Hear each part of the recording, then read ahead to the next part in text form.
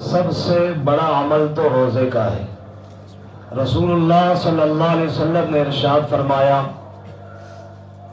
کہ انسان جو بھی نیک عمل کرتا ہے اللہ تعالیٰ اس کا اجر کم از کم 10 گنا اور بڑھا کر 700 گنا تک دیتے ہیں۔ الا الصوم، سوائے روزے کے۔ اللہ تعالیٰ فرماتے ہیں یہ جو اجر کی بات ہوئی ہے یہ باقی اعمال میں ہوئی ہے، 10 گنا 700 گنا۔ روزے کے اندر یہ بات نہیں ہے۔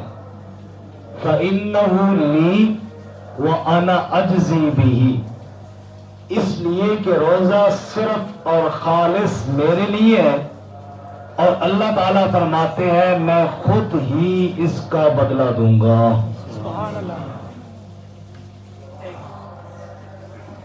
سوال پیدا ہوتا ہے نماز بھی تو اللہ کے لیے، حج بھی تو اللہ کے لیے، صدقہ خیرات بھی کس کے لیے ہے؟ اللہ کے۔ عبادت تو ہے ہی اللہ کے لیے۔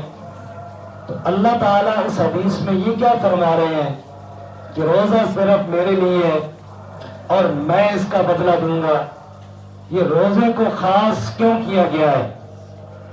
اس کے محدثین نے کئی مطلب بیان کیے ہیں۔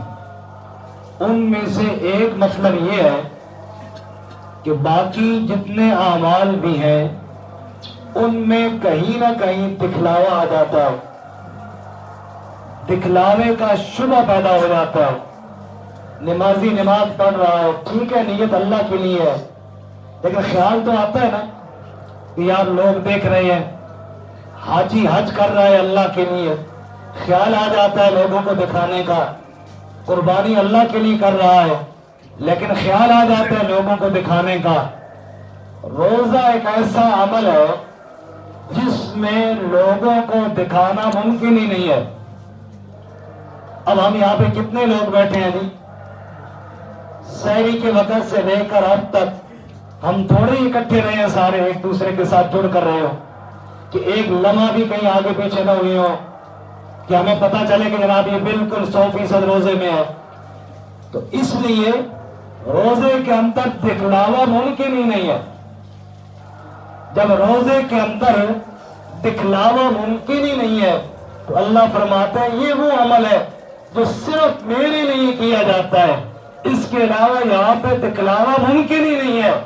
تو اس لیے جب بدلہ دینے کی باری آئے گی فرشتوں سے کہوں گا یہ 10 گنا بدلہ، یہ 70 گنا بدلہ، یہ 700 گنا بدلہ دے دو۔ لیکن جب بات روزے کی آئے گی تو میں اللہ فرشتوں سے کہوں گا تمہیں کیا پتا میرے بندے نے روزہ رکھا ہے یا نہیں، تمہیں کیا پتا اس نے کیسا روزہ رکھا ہے، لہذا تم پیچھے ہٹ جاؤ۔ فَإِنَّهُ لِي وَأَنَا أَجْزِي بِهِ، یہ خالص میرے لیے تھا اور بدلہ بھی میں اللہ آپ ہی عطا فرماؤں گا۔ سبحان اللہ۔ یہ روزے کا مقام اور روزے کی شان ہے۔ یہ جو حدیث مبارکہ ہے فَإِنَّهُ لِي وَأَنَا أَجْزِي بِهِ، اس کے پڑھنے کا انداز ایک اور بھی ہے۔ فَإِنَّهُ لِي وَأَنَا أُجْزَى بِهِ،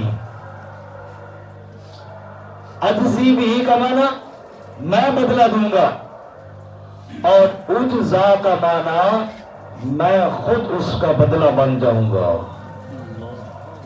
پتہ نہیں بات سمجھ میں آئی ہے کہ نہیں آئی؟ سبحان اللہ۔